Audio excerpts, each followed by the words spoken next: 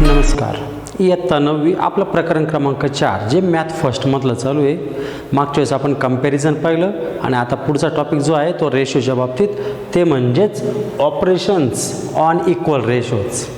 दोन रेशो जेव्हा समान असतात तेव्हा काही प्रॉपर्टीज आहे. त्या 5 प्रॉपर्टीज आहे: इन्व्हर्टेंडो, अल्टरनेंडो, कॉम्पोनंडो, डिव्हिडंडो अँड कॉम्पोनंडो डिव्हिडंडो, अशा 5 प्रॉपर्टीज आहे. तर आज आपण त्यांची माहिती घेऊ. त्यातला पहिला भाग काय पाहता? पहिला भाग आहे इन्व्हर्टेंडो, म्हणजे पहिली प्रॉपर्टी इन्व्हर्टेंडो.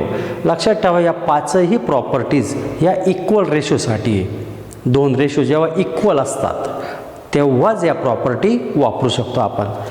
जसं आता इन्व्हर्टेंडोमध्ये पहा, समजा आपण असं विचार केला A/B is equal to C/D. हे दोन रेशो आहे जे समान आहे.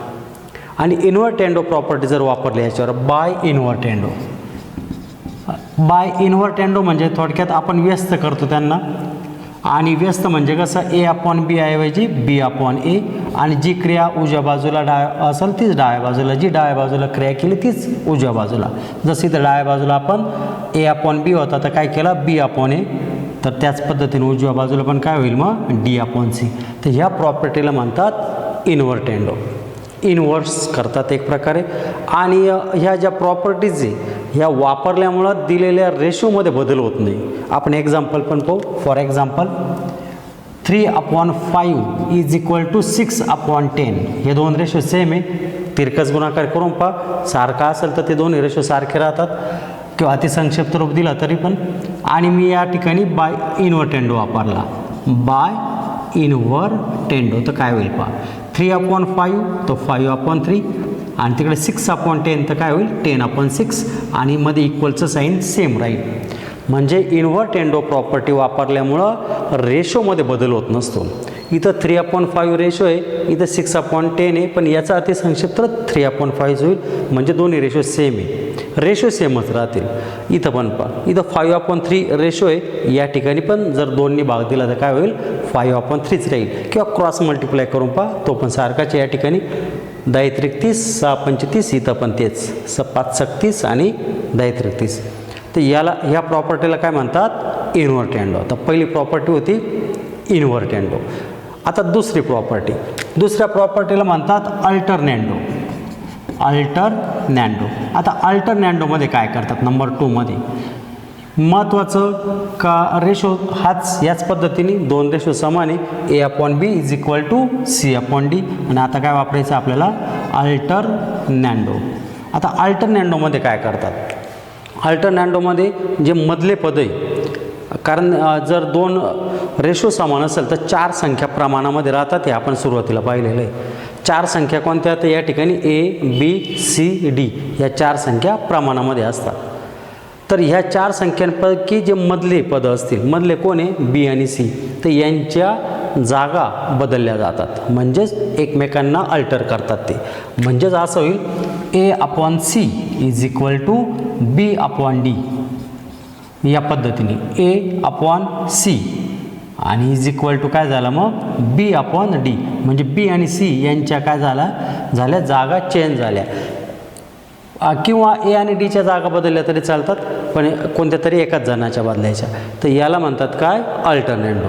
अल्टरनेंडोमध्ये आपण इथं काय केलं, जे मिन टर्म्स होते, मधले पद होते, त्यांच्या काय केल्या जागा चेंज केल्या. एक्झाम्पलमध्ये पण हेच एक्झाम्पल आहे. आणि याच्यावर आपण काय करू, बाय अल्टरनेंडो काय होईल बरं, इथं असं होईल 3/6 इज इक्वल टू 5, तिकडे जाईल 5/10. 3×1 3×2 6. इथं पण 5×1 5 5×2 हे रेशो कसे राहतील, समान असतील. तर ह्या प्रॉपर्टीला काय म्हणतात, तर अल्टरनेंडो. आता पुढची प्रॉपर्टी ती म्हणजे कॉम्पोनंडो. पहिल्या दोन काय झाल्या आपल्या, इन्व्हर्टेंडो मध्ये व्यस्त करतात दोन्ही बाजूनी. नंतर काय अल्टरनेंडो, जे मधले पद आहे B आणि C यांची जागा चेंज केली जाते. आणि आता काय मग कॉम्पोनंडो. कॉम्पोनंडोमध्ये काय करतात, परत दोन रेशो सेम आहे, A/B is equal to C/D. कोणते पण दोन रेशो सारखे.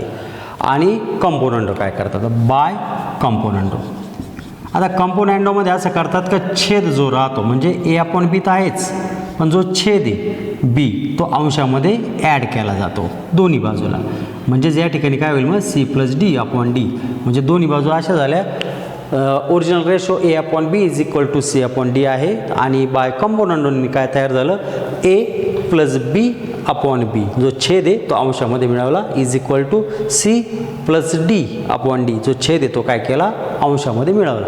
आणि असं केल्याने सुद्धा रेशो समान असतात बाय कंपोनंटो. तर हेच उदाहरण त्याच्यावर आपण परत बाय कंपोनंटो वापरू. बाय कंपोनॅन्डो काय होईल तर 3 प्लस 5 अपॉन 5 छेद अंशात मिळवला. या ठिकाणी पण 6 प्लस 10 अपॉन 10. आता या ठिकाणी ए बी होते तर बेरीज होणार नाही पण या ठिकाणी बेरीज होती. तयार करू आपण 5 आणि 3 8 छेदी 5 आणि इकडे काय होईल 10 अधिक 6 16 छेदी 10. आणि चेक करू शकतात का अतिसंक्षिप्त रूप यांचं सारखंच राहील. पहा अतिसंक्षिप्त 8/5 आहे याला 2ने भाग द्या 8/5 येईल. तिरकस गुणाकार पण करून पहा 10 8 80 आणि 16 55 80. तर ह्या क्रियेला काय म्हणतात कंपोनंटो. काय लक्षात ठेवायचं कंपोनंटोमध्ये छेद अंशात काय करतात ॲड करतात. छेद अंशामध्ये मिळवला जातो. या क्रियेला काय म्हणायचं कंपोनंटो. जी क्रिया करायची ती दोन्ही बाजूला. हे पण लक्षात ठेवा. याच्यानंतर पुढची क्रिया नंबर 4 ती म्हणजे डिव्हिडेंडो. आता डिव्हिडेंडोमध्ये काय करतात डिव्हिडेंडोमध्ये फक्त इथं जिथं बेरीज क्रिया आहे तिथं वजाबाकी क्रिया होती. म्हणजे कंपोनंटोमध्ये ॲडिशन होते आपण इतक्यात पाहिलं. आता डिव्हिडेंडोमध्ये छेद अंशातून काय होईल वजा होईल. जो छेद आहे छेद काय या ठिकाणी छेद बी आहे तो बी अंश काय ए मधून काय होईल वजा होईल. तसंच इकडं पण छेद डी आहे जे अंश काय सी मधून काय होईल वजा होईल. म्हणजे छेद अंशातून वजा होणं याला काय म्हणायचं मग डिव्हिडेंडो. म्हणजे छेद तसंच ठेवायचा पण तो वरती अंशात वजा पण करायचा. तसंच आपण ते उदाहरण पाहू. बाय डिव्हिडेंडो काय डिव्हिडेंडोनुसार इथं पण काय होईल फक्त काय होईल छेद अंशातून वजा होईल आणि परत छेद खाली तसाच राहतो आणि वरती अंशात वजा होतो. उत्तरामध्ये बदल होईल. आता उत्तर काय येईल बरं 3 - 5 म्हणजेच -2/5 आणि या ठिकाणी 6 - 10 म्हणजेच -4/10. त्या पद्धतीने डिव्हिडेंडो. परत सांगतो कंपोनंटोमध्ये जो छेद राहतो जसं इथं बी आणि या ठिकाणी डी आहे ते अंशामध्ये ॲड होतात. आणि कंपोनंटोमध्ये डिव्हिडेंडोमध्ये काय होतं छेद अंशातून काय होतो वजा होतो दोन्ही बाजूला. म्हणजेच या ठिकाणी a - b/b इकडं c - d/d is equal to मध्ये.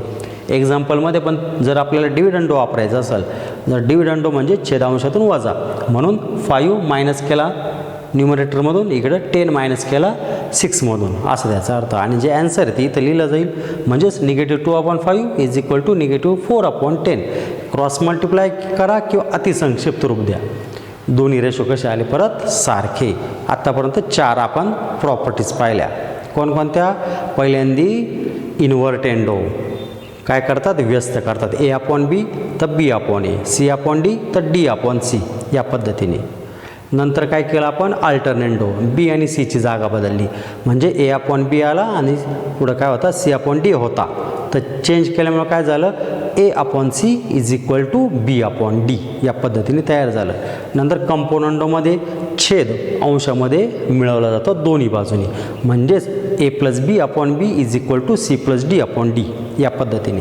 आणि इतक्यात पहिलं आपण डिव्हिडेंडोमध्ये छेद अंशात वजा होतो म्हणजेच ओरिजिनल रेशोमध्ये बरं का. ओरिजिनल रेशो प्रत्येक वेळेस तुम्हाला लक्षात ठेवावं लागेल.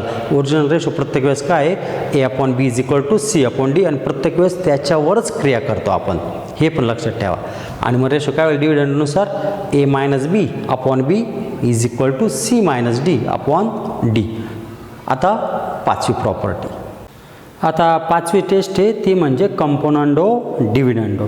कंपोनंटोमध्ये आपण पाहिलं आहे काय पाहिलं आहे का अंश आणि छेद यांची बेरीज करतो आपण आणि छेद तसंच ठेवतो पण मेन काय अंश आणि छेद यांची काय करतो बेरीज करतो.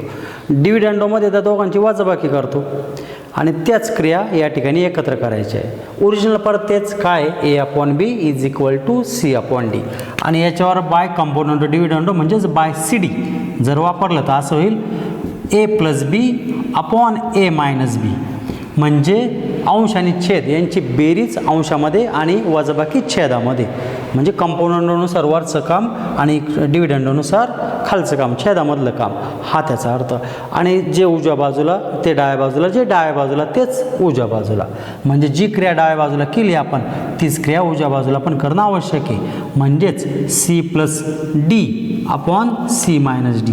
तर ह्या क्रियेला म्हणतात बाय कंपोनंडो डिव्हिडंडो, म्हणजेच दोन्ही क्रिया एकत्र.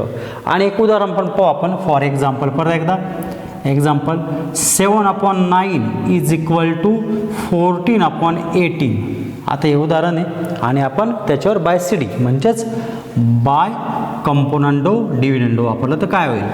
7 + 9 / 7 - 9 = 14 + 18 / 14 - 18. अंश आणि छेद यांची बेरीज आणि नंतर वजाबाकी. त्याच पद्धतीने उजव्या बाजूला पण तसंच, या दोघांची बेरीज आणि ह्याच दोघांची वजाबाकी अंश आणि छेदामध्ये. आणि जे उत्तर येईल इथं ABCD क्रिया असल्यामुळे इथं उत्तर येणार नाही, पण त्या ठिकाणी अंक असल्यावर तिथं मात्र उत्तर येणारच. काय येईल बरं? 7 + 9 म्हणजे 16 अपॉन -2 = आणि त्या बाजूला होईल 32 अपॉन -4. आणि जर आपण परत इथं पाहिलं क्रॉस मल्टिप्लाय करा किंवा अतिसंक्षिप्त रूप द्या तर दोन्ही बाजू कशा राहतील? समान. तर ह्या पद्धतीने 5 काय आहे प्रॉपर्टीज आहे 5. पहिली कोणती? पहिली इन्व्हर्टेंडो, नंतर अल्टरनेंडो. इन्व्हर्टेंडोमध्ये व्यस्त करतात, अल्टरनेंडोमध्ये काय करतात? B आणि C म्हणजे मधल्या पदांच्या किमती चेंज करतात. आणि नंतर कंपोनंटोमध्ये छेदांशामध्ये मिळवतात, डिव्हिडंडोमध्ये छेदांशातून वजा करतात, आणि बाय CD अंशामध्ये अंश आणि छेदांची बेरीज आणि छेदामध्ये अंश आणि छेदांची वजाबाकी दोन्ही बाजूला. तर या पद्धतीने 5 प्रॉपर्टीज आहे. आपण याच्यावरच्या आता उदाहरणं पाहू. आता त्या प्रॉपर्टीजवरचं एक उदाहरण. आता यामध्ये काय आहे पहा. If A/B = 7/3. इफ A/B = 7/3 म्हणजे इक्वल रेशो दिलेला आहे. आणि फाइंड काय म्हटलेलं आहे पहा. 5A + 3B upon 5A - 3B. हा पहिला प्रश्न. आणि दुसरा पण आहे त्याच्यात 2A² + 3B² upon 2A² - 3B². तर ह्या दोन प्रश्नामध्ये आपण आता हे उदाहरण कसं सोडायचं ते पाहू. आता हे बघा याच्यात दोन पद्धती पण आहे. मी एक पहिली पद्धत समजून सांगतो, नंतर दुसरी पण पद्धत सांगतो. पण ओरिजिनल पहिल्यांदा काय आहे? रेशो आहे. आणि रेशो नंतर काय करायचं आपल्याला? पहिला प्रश्न सोडवायचा. पहिल्या प्रश्नाचा दुसऱ्या प्रश्नाशी काही संबंध नाही हे लक्षात ठेवा. दुसरा प्रश्न त्याच्यातला सोडवताना परत ओरिजिनल जे आहे रेशो त्याचाच वापर करायचा. म्हणजे ओरिजिनल रेशोचा वापर करून पहिल्यांदा पहिला प्रश्न सोडवायचा, त्याचा ॲन्सर येईल.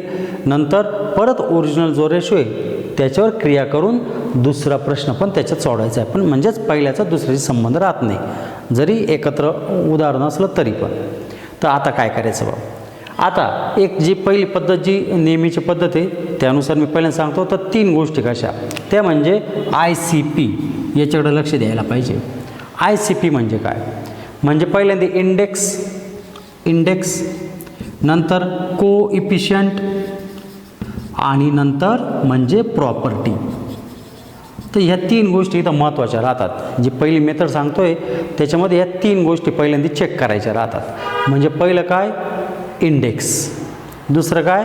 कोइफिशियंट म्हणजे सहगुणक, आणि तिसरं म्हणजे प्रॉपर्टीच्या 5 प्रॉपर्टीपैकी कोणती प्रॉपर्टी आहे असा अर्थ.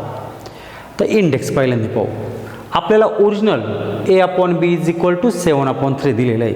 पण पहिल्या प्रश्नामध्ये A आणि Bचा जर विचार केला त्याला इंडेक्स आहे का? म्हणजे एकापेक्षा मोठा इंडेक्स आहे का? तर नाही आहे. एकापेक्षा मोठा इंडेक्स नाही आहे. तर याचा अर्थ याचं काही काम राहणार नाही. इंडेक्स आपल्याला बदलायची आवश्यकता नाही. तसंच आपण जर दुसऱ्या प्रश्नामध्ये जर पाहिलं, दुसऱ्या प्रश्नामध्ये पहा तर त्या ठिकाणी A² B² आहे. तिथं मात्र तुम्हाला पहिलं काम काय करावं लागेल? इंडेक्स तयार करावं लागेल. जर इंडेक्स एकच आहे, इथं पण एकच इंडेक्स आहे, तर काही बदल करायची आवश्यकता नाही इंडेक्समध्ये. तर हे पहिलं काम करायचं राहतं. काय इंडेक्स पाहायचा किती आहे. दुसरं काम काय करायचं? कोइफिशियंट. आता कोइफिशियंट इथं A/B आहे म्हणजे Aचा सहगुणक 1 आहे, Bचा पण 1 आहे. आणि या ठिकाणी पहा Aचा कोइफिशियंट 5 आहे आणि Bचा काय 3. म्हणजे कोइफिशियंट आपल्याला आपल्याला बदलावं लागणार आहे. म्हणजे जो 1 आणि 1 इथं कोइफिशियंट होते त्याऐवजी 5 and 3 असा अनुक्रमे घ्यावा लागणार आहे ए आणि बीचे कोइफिशियंट. ते काम करावं लागेल. आणि नंतर तिसरं काम काय पाहायचं ते म्हणजे प्रॉपर्टी. मी इथं विचार कर ही प्रॉपर्टी कोणती आहे, तर ती प्रॉपर्टी आहे कंपोनंडो डिव्हिडंडो. बरोबर. म्हणजे लक्षात ठेवा, मग त्यानुसार ती क्रिया करायची आहे. पहिल्यांदा इंडेक्स नसेल तर तो आणायचा, म्हणजे एकापेक्षा मोठा असेल तर. दुसरं म्हणजे कोइफिशियंट नसेल तर ते आणायचे. आणि तिसरं म्हणजे प्रॉपर्टी वापरायची. तर ICP या पद्धतीने आपल्याला जायचं आहे. मग पहिल्यांदा आपण काय करू, इंडेक्सचा विचार करू. यामध्ये त्याच्याला पहिलं आपण सोडवतो आहे. त्याच्यामध्ये परत इफ A/B = 7/3 दिलेलं आहे, हे गिवन आहे. आणि आपल्याला इंडेक्स आणायचं आहे. इंडेक्सचं नाहीच आहे, तर आपल्याला काय आणायचं आहे, कोइफिशियंट आणायचं आहे. तर कोइफिशियंट 5 and 3 म्हणून मी काय केलं, 5/3 मी मल्टिप्लाय केलं दोन्ही बाजूला. 5/3 दोन्ही बाजूला मल्टिप्लाय केलं, कारण दुसरं काम काय करायचं आपल्याला, कोइफिशियंट आणायचे. मग इथं लिहू आपण multiply by 5/3 on both side, दोन्ही बाजूला. 5/3 जर दोन्ही बाजूला मल्टिप्लाय केलं तर काय होईल पहा, 5 × A 5A/3 × B 3B = इथं जर भाग जात असेल तिरपा तर द्यायचा, नसेल तर गुणाकार. 35/9. काय केलं, 5/3 काय केला, मल्टिप्लाय केला. का केला परत एकदा, कारण पहिल्यांदा इंडेक्सचा विचार केला. इंडेक्स एकच असल्यामुळं इंडेक्स तयार करायची आवश्यकता आपल्याला नाही आहे. नंतर काय विचार केला, कोइफिशियंट काय आहे आपल्याला, जे हे गिवन आहे हे टू प्रूव्ह आहे. आणि टू प्रूव्हमध्ये इंडेक्सचा नव्हता, मग कोइफिशियंट काय काय आहे ए आणि बीचे 5 and 3. आणि म्हणून अंशाला 5 आणि छेदाला 3 निघूनलं दोन्ही बाजूला. जे काम करायचं ते दोन्ही बाजूला. ते केल्यानंतर नंतर काय सांगितलं मी, ICPमध्ये प्रॉपर्टीज. तिसरं काम प्रॉपर्टी कोणती प्रॉपर्टी दिसते, तर ती प्रॉपर्टी काय आहे, तर कंपोनंडो डिव्हिडंडो. तर आलेले ह्या उत्तरावर कंपोनंडो डिव्हिडंडो वापरायचे.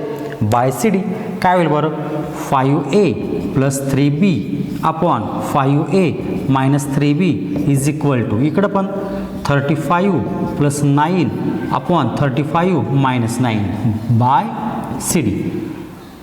डावी बाजू जी आहे ती तशीच राहणार, 5A + 3B. तेच आपल्याला आवश्यक होतं करणं, 5A - 3B. इकडं मात्र ॲन्सर येईल 35 + 9 म्हणजे 44/26. भाग जात असेल तर द्यायचाच, 22/13 दोन्ही भाग गेला, तर हे झालं त्याचं उत्तर. तर या पद्धतीने पहिल्यांदा काय केलं आपण, आपण दिलेली माहिती आणि जे टू प्रूव्ह करायचं आहे त्याच्यामधली तुलना केली. इंडेक्स चेक करायचा, तो नसेल तर पुढचं काम कोइफिशियंट, आणि ते पण काम झाल्यानंतर प्रॉपर्टी, ह्या क्रमाने जायचं.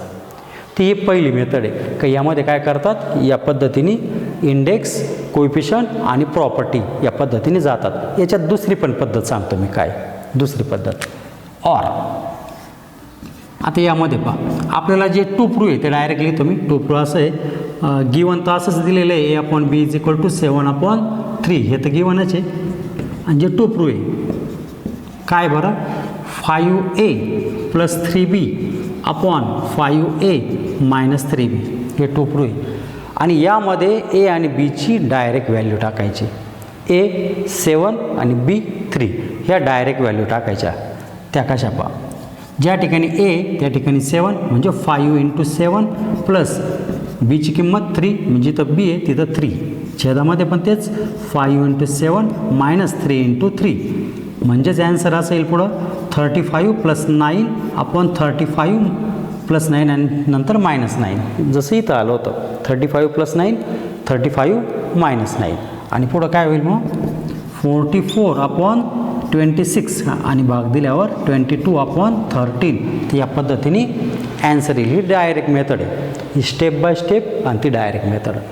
तर कोणती पण मेथड परीक्षेला चालू शकते, पण या मेथडचा जास्त वापर आहे आपल्याला. आता दुसरं उदाहरण सोडवताना, म्हणजे पहिल्यातलंच दुसरं होतं ते सोडवताना ओरिजिनल काय ते पहा परत, A/B = 7/3. आणि टू प्रूव्ह काय करायचं आहे, 2A² + 3B² / 2A² - 3B². पहिल्या प्रश्नाचा याच्यातला दुसऱ्या प्रश्नाशी काही संबंध नाही आहे, फक्त ओरिजिनल काय ते मात्र तसंच राहणार. A/B = 7/3. आता परत मी मागं सांगितलं तसं ICPचा विचार करू आपण, दोन्ही पद्धतीने सांगतो मी. ICP पहिल्यांदा इंडेक्स आहे का, ओरिजिनलमध्ये ए आणि बीला घातांक 1पेक्षा मोठा नाही आहे, पण तिथं मात्र स्क्वेअर केलेला आहे का, घातांक 2 म्हणजे स्क्वेअर. मग पहिलं काम इंडेक्स, जर इंडेक्स नसेल तर मग कोइफिशियंट असा विचार करायचा. मग पहिल्यांदा इंडेक्स इथं दिलेले आहे टू प्रूफमध्ये A² B² आणि म्हणून इथं काय करायचं, दोन्ही बाजूचे स्क्वेअर करायचे, म्हणजेच A²/B². इकडं पण स्क्वेअर केल्यावर काय होईल, 49/9 स्क्वेअर ऑन बोथ साईड. दोन्ही बाजूचे काय केले आपण, स्क्वेअर. पहिलं काम इंडेक्स आणला. ओके. दुसरं काम आता इतकं केलं त्याच पद्धतीने, एकदा स्क्वेअर तयार झाले, इंडेक्स तयार झाला का कोइफिशियंट जसं आपण इतक्यात पाहिलं त्याच पद्धतीने ए आणि बीचे कोइफिशियंट काय काय ते चेक करायचे. इथं कोइफिशियंट काहीच नाही आहे, म्हणजेच आहे जो 1 आहे तो आपण लिहित नाही. या ठिकाणी मात्र 2 आणि 3 हे ए आणि बीचे अनुक्रमे कोइफिशियंट आहे, म्हणून 2/3 काय करायचं, मल्टिप्लाय करायचं दोन्ही बाजूला. म्हणजेच 2/3 A²/B² पण मल्टिप्लाय, आणि या ठिकाणी 2/3 × 49/9 आणि ते लिहायचं पण काय लिहायचं, multiply by 2/3 on both side. दोन्ही बाजूला किती निघूनला, 2/3 आणि जो गुणाकार आहे तो पण लिहायचा. मग इकडं जो येईल तो भाग जात असेल तर द्यायचा, इथं तर काही भाग जाणार नाही, गुणाकारच राहील. 2A²/3B² या ठिकाणी 98/27.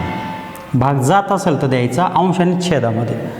आणि एकदा ती क्रिया झाली गुणाकाराची, जे काम करायचं ते दोन्ही बाजूला, हे पण लक्षात ठेवा. आणि नंतर काय म्हटलं आपण, प्रॉपर्टी. आता प्रॉपर्टी कोणती आहे, तर कोणती तिथे दिसते टू प्रूफमध्ये, हे गिवन ते टू प्रूफमध्ये प्रॉपर्टी आहे CD, तर कंपोनंट डिव्हिडंड होतं तेच वापरायचं. नंबर 3मध्ये काय, आता प्रॉपर्टी बाय CD, म्हणजेच अंश आणि छेद या दोघांची पहिल्यांदा काय, बेरीज, आणि ह्याच दोघांची काय, तर वजाबाकी दोन्ही बाजूला. 98 + 27 98 - 27. परत जी डावी बाजू आहे ती तशीच राहणार, आणि जी उजवी बाजू आहे त्याचं मात्र उत्तर येणार. 98 + 27 म्हणजेच 125 अपॉन 98 - 27, तर काय येईल, 8तून 7 गेला 1, 9तून 2 गेले 7, 71. 125/71. तर या पद्धतीने उत्तर आलं. आणि याच्यावर क्रिया कोणती वापरली होती, बाय, म्हणजेच प्रॉपर्टी बाय CD. ती पहिली पद्धत सांगितली आपली नेहमीची, ही स्टेप बाय स्टेपची पद्धत. आणि दुसरी पद्धत ऑर म्हणून आपण पाहणार आहे, आणि ती काय राहणार आहे, तर ती डायरेक्ट किमती टाकून, जे टू प्रूफमध्ये ते टू प्रूफ परत लिहितो मी, 2A² + 3B² upon 2A² - 3B². आणि याच्यामध्ये डायरेक्ट किमती टाकायच्या, ए आणि बीची. एची व्हॅल्यू 7 आणि बीची व्हॅल्यू काय, 3, म्हणजेच 2 × 7² + 3 × 3². छेदामध्ये पण तसंच राहील, फक्त मध्ये वजाबाकी क्रिया आहे.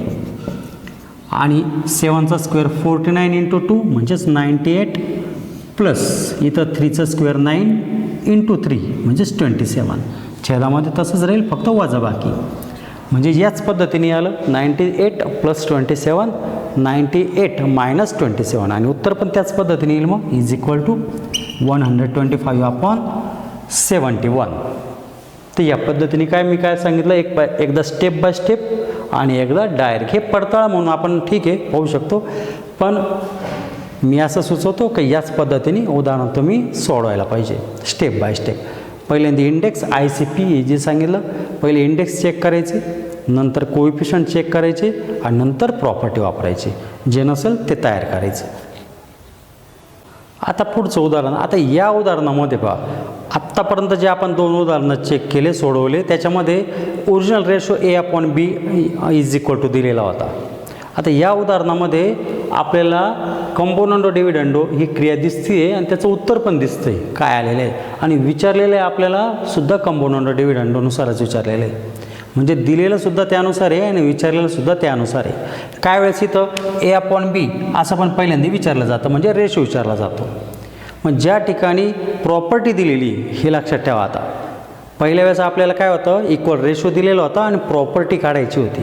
आणि ज्या ठिकाणी प्रॉपर्टी दिलेली आहे तर त्या ठिकाणी पहिलं काम राहतं रेशो काढणं. जसं या ठिकाणी A/B काढायचं आहे. A/B म्हणजेच रेशो काढणं आणि नंतर परत प्रॉपर्टी वापरणं. म्हणजे इथं प्रॉपर्टी दिलेली आहे, रेशो काढणं हे पहिलं काम, आणि एकदा रेशो आला का आपण आत्ता उदाहरण सोडवलं त्याच पद्धतीने पुन्हा एकदा ती प्रॉपर्टी वापरू शकतो जी दिलेली आहे ती. तर आपल्याला आता हे पुढचं उदाहरण पाहायचं ते काय ते पहा. 15a² + 4b² upon 15a² - 4b² is equal to 47/7. म्हणजेच बाय सीड दिलेलं आहे, त्याची व्हॅल्यू पण दिलेली आहे. आणि फाईन काय पहा, ही प्रॉपर्टी आहे, पण ही प्रॉपर्टी कंपाऊंड डिव्हिडंडो जरी दिसत असली आपल्याला बाय सीडी, पण ती उलटी, म्हणजे त्याचा इन्व्हर्ट एंडो आहे.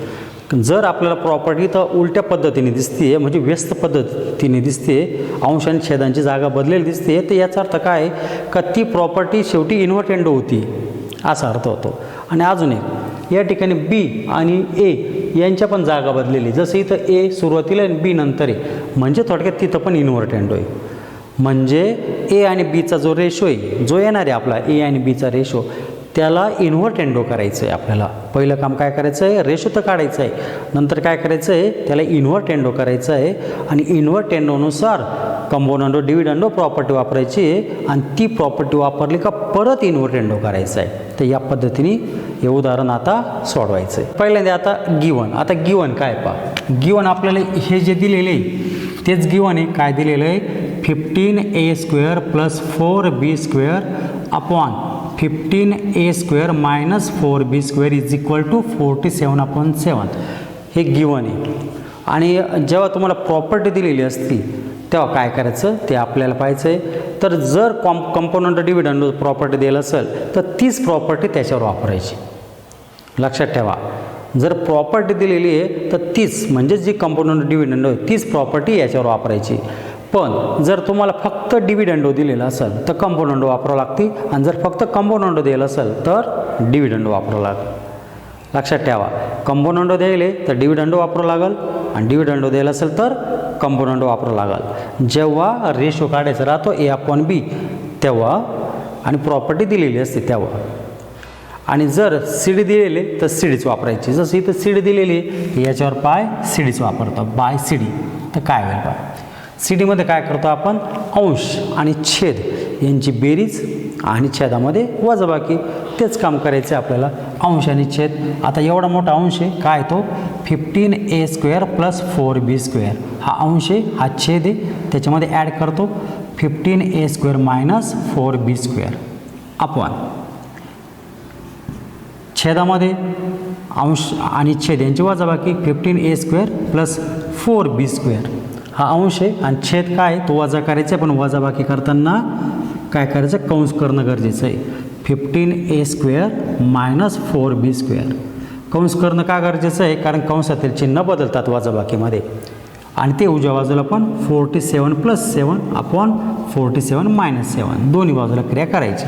आता अंशामध्ये तो उत्तर येणार आहे, पण छेदामध्ये वजाबाकी क्रिया आहे, तर ती वजाबाकी क्रिया पहिल्यांदा आपल्याला करून घ्यावं लागेल. 15a² + 4b², कंसाबाहेर वजाबाकीचं चिन्ह आहे म्हणून -15a² अधिक 4b² असं तयार होईल. कंसामधले चिन्ह बदलतील. अंशामध्ये मी तसंच ठेवतो अजून, कारण बेरजेमध्ये तर काही चिन्ह बदलते नाही. वजाबाकी जर कंसाच्या बाहेर असेल तर मात्र कंसातील चिन्ह बदलतात. इकडं पण उत्तर येईल 47 + 7 म्हणजेच 54, आणि 47 - 7 म्हणजेच 40. आता इथं अंशछेदामध्ये काय काय होईल पहा, प्लस आणि मायनस 4b² कॅन्सल होईल.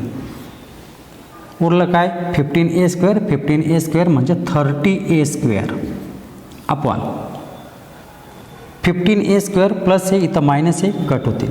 उरलं काय, 4 + 4 म्हणजेच 8b² इज इक्वल टू काय आलेलं आहे 54/40. जर भाग जात असेल तर द्यायचा. कधी पण अतिसंक्षिप्त रूप येत असेल सुरुवातीलाच तर आवश्यक देणं. इथं दोन्ही भाग जाईल म्हणजेच 27/20. तर या पद्धतीने पहिल्यांदा काय आलं 30a² 8b² is equal to 27/20. आधीच्या उदाहरणामध्ये जेव्हा रेशो दिला होता तुम्हाला मी ICP असं सांगितलं होतं. इंडेक्स आणा, नंतर कोइफिशियंट आणि नंतर प्रॉपर्टी वापरा. इथं उलट्या क्रमाने पहिल्यांदी प्रॉपर्टी म्हणजे इथं काय होईल मग PCI होईल. आता PCI म्हणजे पहिल्यांदी प्रॉपर्टी वापरली आपण आहे. पण लक्षात ठेवा CD असेल तर CD वापरा, कंपोनंडो असेल तर डिव्हिडंडो आणि डिव्हिडंडो असेल तर कंपोनंडो वापरावं लागते. तर पहिल्यांदा इथं काय करायचे आता प्रॉपर्टी वापरली झाली. प्रॉपर्टी वापरून दुसरं काम काय कोइफिशियंट आता इथं काढून टाकायचे. टाकायचे नाही तर काढून टाकायचे. म्हणजे कोइफिशियंट 30 आणि 8 हे कोइफिशियंट आहे तर हे काढायचे. म्हणजे याच्या व्यस्ताने गुणलं तरी चालेल. म्हणजे 30/8 ऐवजी जर मी 8/30 गुणलं तर हे निघून जातील. मग त्याच पद्धतीने इथं विचार करायचा आहे, हे वापरायचं आपल्याला. मग त्यानुसार काय लिहितो मी आता 8/30 8/30 दोन्ही बाजूला गुणतो. इकडची बाजू काय 30a² अपॉन 8b². म्हणजे डाव्या बाजूला मी 8/30 गुणलं, उजव्या बाजूला पण गुणायचं 8/30 इंटू 27/20. दोन्ही बाजूला किती गुणायचं 8/30 याच्या व्यस्ताने 30/8चा व्यस्त 8/30 आणि मग 8 कॅन्सल 30 कॅन्सल काय उरलं a²/b² इज इक्वल टू. आता तिकडं पण भाग जात असेल तर द्यायचा, नसेल तर गुणाकार तर करायचा. भाग जातोय तर देऊन टाकायचा.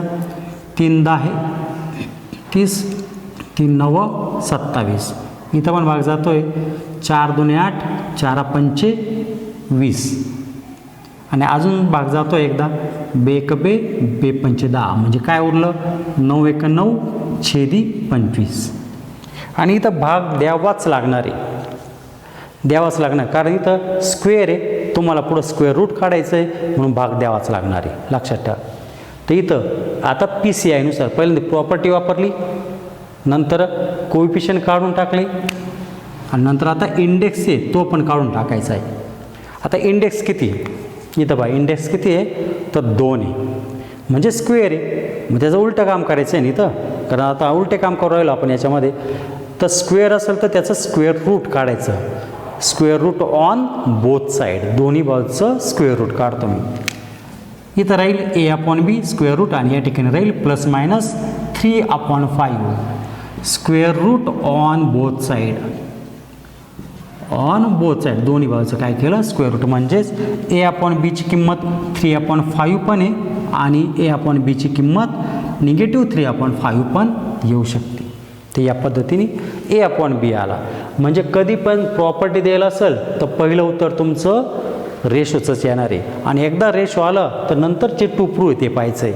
रेशोच आणायचा पहिल्यांदी आणि नंतर कोणती प्रॉपर्टी आपल्याला वापरायची आहे त्याचा विचार करायचा. म्हणजे ह्या स्टेप इथं एक्स्ट्रा आहे आणि याच्या पुढचं काम तर आधी सोडवलं त्याच पद्धतीने रेशो दिलेला आहे आणि तुम्हाला या पद्धतीने कोणती प्रॉपर्टी त्याचं उत्तर काढायचं आहे.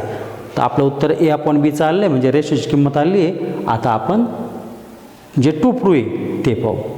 नाव आता आपल्याला a/b म्हणजे रेशो आलेला आहे. आता याचं काही काम नाही आहे. हे जे गिवन होतं त्याचं काही काम नाही कारण आपल्याला रेशो आलेला आहे.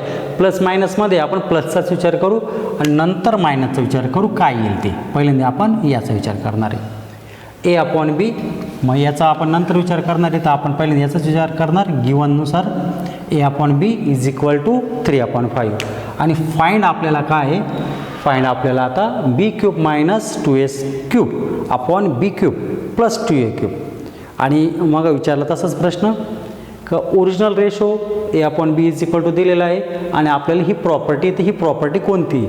तर अनेकांचा गोंधळ होतो. ही प्रॉपर्टी तर कोणत्याच प्रकारची नाही दिसती कंपोनंडो डिव्हिडंडो आहे पण कंपोनंडो डिव्हिडंडोमध्ये तर अंशामध्ये बेरीज राहते. इथं तर अंशामध्ये वजाबाकी आहे म्हणजे त्या प्रॉपर्टीचा इन्व्हर्टेंडो आहे असा अर्थ होतो. आहे ओरिजिनल प्रॉपर्टी कंपोनंडो डिव्हिडंडो पण त्या प्रॉपर्टीचं काय हा इन्व्हर्टेंडो आहे असा त्याचा अर्थ होणार आहे. आणि म्हणून शेवटी आपल्याला त्याचं इन्व्हर्टेंडो करायचं आहे हे लक्षात ठेवा. पण त्याच्या आधी अजून एकदा a/b पण इथं a तर सुरुवातीला नाही आहे इथं तर b सुरुवातीला आहे म्हणजे सुरुवातीला सुद्धा इन्व्हर्टेंडो करायचं आहे. म्हणजे इथं एक्स्ट्रा काम काय आहे इन्व्हर्टेंडो सुरुवातीला आणि शेवटी पण करायचं आहे. तर पहिल्यांदा आपण जे ओरिजिनल आहे त्याचा इन्व्हर्टेंडो करू. काय होईल बरं b/a is equal to 5/3 by invertendo. आणि लक्षात ठेवा याची दुसरं जी मेथड आहे ती पण वापरलं तरी चालेल, डायरेक्ट किमती टाकल्या तरी तुमचं उत्तर येणार आहे, पण मी स्टेप बाय स्टेप जाणार. तर आला ratio B/A is equal to 5/3, कारण बी सुरुवातीला आहे. आणि 3 प्रश्न परत, इंडेक्स, कोएफिशियंट आणि प्रॉपर्टी.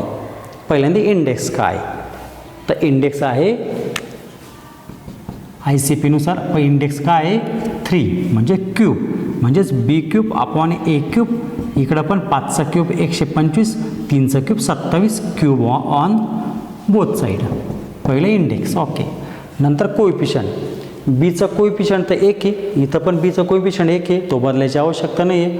पण एचा कोएफिशियंट काय इथं 2, आणि म्हणून छेदाला 2नी गुणावं लागेल, म्हणजे अंशाला 1नी आणि छेदाला 2नी गुणावं लागेल.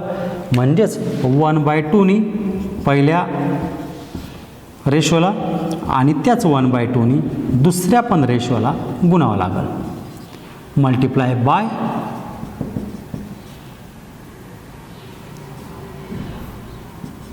1/2 ऑन बोथ साईड, दोन्ही बाजूला. तर इकडे काय होईल पहा, 1 गुणल्याने B³ तसाच छेदामध्ये 2A³, आणि इकडं पण 1 गुणलं तर 125 तसाच, आणि छेदामध्ये 54. काय आला आता, B³/2A³ is equal to 125/54. B³ पण आला, 2A³ पण आला. आणि आपल्याला माहिती आहे इन्व्हर्टेंडो करायचं आहे, पण पहिल्यांदा काय वापरायचं आहे आपल्याला, सी डी केल्यानंतर इन्व्हर्टेंडो वापरायचं आहे. मग पहिल्यांदा CD वापरू, बाय CD. आता बाय CD काय होईल बरं, या ठिकाणी लिहितो, बाय CD असं होईल B³ + 2A³ B³ - 2A³. जी प्रॉपर्टी ती बदलणार नाही, अंशामध्ये बेरीज, छेदामध्ये वजाबाकी. इकडं पण तेच 125 + 54, 125 - 54. आणि या ठिकाणी B³ + 2A³ तसंच छेदामध्ये पण तेच, तिकडं मात्र उत्तर येईल 125 + 54. तर काय येईल पहा, 5 आणि 4 9, 5 आणि 2 7, 1 म्हणजे 179 छेदी. इथं वजाबाकी होईल, 5तून 4 गेले 1, 12तून 5 गेले 7, 71, 179/71. ही झाली कंपाऊंड डिव्हिडंडो बाय CD. पण आपल्याला जे 2 प्रूव्ह आहे त्याच्यामध्ये CDचं उलटं आहे ना, उलटा म्हणजे इन्व्हर्टेंडो. बस याच्यावर इन्व्हर्टेंडो वापरायची. बाय इन्व्हर्टेंडो काय होईल बरं, B² - 2 B³ आहे, B³ - 2A³ B³ - 2A + 2A³ वरती मायनस होईल, खाली प्लस होईल. इथं पण 71/179 बाय इन्व्हर्टेंडो. जी प्रॉपर्टी ती पण इथं वापरायची, म्हणजे लिहायची पण. ओरिजिनल आपल्याला होतं या पद्धतीने CD. आपण काय केलं, पहिल्यांदा A/B ची किंमत काढली, ICPच उलट्या पद्धतीने वापरलं होतं. म्हणजे पहिल्यांदा प्रॉपर्टी वापरली, नंतर कोएफिशियंट काढले, नंतर इंडेक्स काढले, आणि आलं काय A/B इज इक्वल टू 3/5 आणि -3/5 हे पण उत्तर आलं. आणि नंतर जे 2 प्रूव्ह आहे तिथं CD दिसते, इथं B आधी आहे, आणि म्हणून काय करेक्ट केलं, पहिल्यांदा इन्व्हर्टेंडो केला, तिथं क्यूब आहे ICP-नुसार, पहिल्यांदा इंडेक्स, नंतर कोएफिशियंट, नंतर प्रॉपर्टी. क्यूब केला, नंतर इंडेक्स 1/2, इंडेक्स टाकल्यानंतर कोएफिशियंट 1/2नी त्याला मल्टिप्लाय केलं, आणि नंतर CD वापरला, पण इथं इन्व्हर्टेंडो आहे म्हणून शेवटी इन्व्हर्टेंडो केला. तर अशा प्रकारे उदाहरण पूर्ण झालं. म्हणजे आपलं उत्तर पण आलं 71/179, जे 2 प्रूव्ह होतं. आता इथं अजून एक किंमत होती पहा, इथं अजून एक किंमत काय होती बरं, अल्सो. आपण असा विचार केला अल्सो, इथं निगेटिव्ह पण होतं, -3/5 होतं का नाही. मग ती पण किंमत जर आपण वापरली -3/5, त्याचा इन्व्हर्टेंडो केला, इथं फक्त काय होईल, -3 असल्यामुळं त्याचा क्यूब -27 होईल. इथं पण काय होईल, -27. मग हे लक्षात ठेवा, जिथं जर -3 असेल तर त्यानुसार पण बदल कसा होईल, बदल फक्त या ठिकाणी थोडा होत जाईल, प्रॉपर्टी त्याच राहतील. इथं -27 होईल, इथं -54 होईल. नंतर पुढं काय होईल पहा, 125 + -54 आणि इथं पण -54. म्हणजे जी किंमत इथं आलेली आहे -54 याच्यामध्ये फक्त पुढं बदल होत जाईल. या दोघांची बेरीज राहते, या दोघांची वजाबाकी इकडं पण या दोघांची बेरीज म्हणजेच 125 प्लस -54 आणि नंतर छेदामध्ये 125 मायनस -54, कारण रूट प्लस मायनस आहे म्हणून मी मायनसचं पण सांगतो आहे. आणि उत्तरामध्ये फक्त काय बदल होईल पहा, उत्तरामध्ये बदल असं होईल, या दोघांची वजाबाकी 71/179 वजा अधिक होतात छेदामध्ये आणि इन्व्हर्टेंडनुसार हेच उत्तर परत असेल 179/71. म्हणजे फक्त इथं निगेटिव्ह आहे, ते निगेटिव्हनुसार उत्तरामध्ये बदल झाला आहे का नाही. म्हणजे पॉझिटिव्ह घेतलं तर उत्तर वेगळं येतं आणि निगेटिव्ह घेतलं तर त्याचंच रेसिप्रोकल म्हणून उत्तर येतं. तर या पद्धतीने दोन्ही मी प्लस आणि मायनस हे सोडवलं इथं. मग अशा प्रकारचेच उदाहरणं एक्झरसाईजमध्ये आणि ते तुम्ही सॉल्व करा. आता जो पुढचा टॉपिक आहे तो आहे ॲप्लिकेशन. तर ॲप्लिकेशन आपण पुढच्या भागामध्ये पाहू. थँक्यू.